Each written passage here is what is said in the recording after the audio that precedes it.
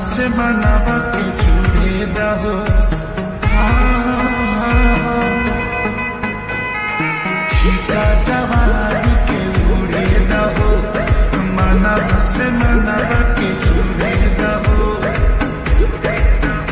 आज सुट दरिया तान की तान की तान की टूट जाए राजा जी, टूट जाए राजा जी पलंग सागवान के, टूट जाए राजा जी पलंग सागवान के।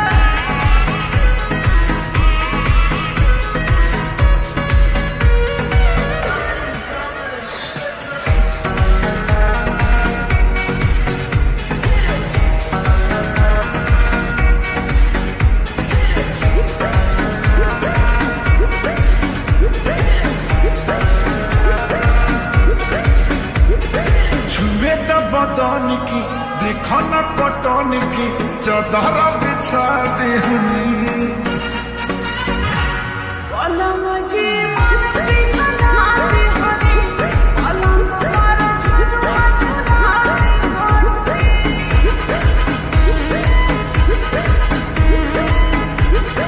छुए तो बदन की देखो न पटन की चदर बिछा देहनी।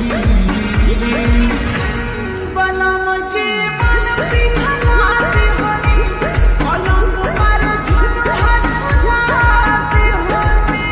परियार पति पीड़िया फान के फान के फान के टूट जाए राजा जी,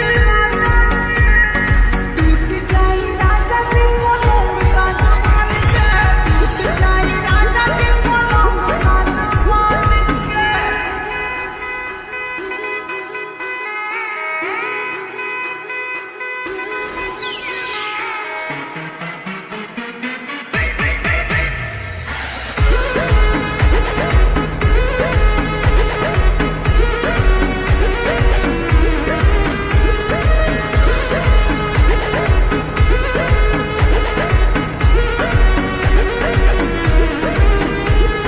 बने तो बेसरमी देहिया के गरमी पैठे लागी गो।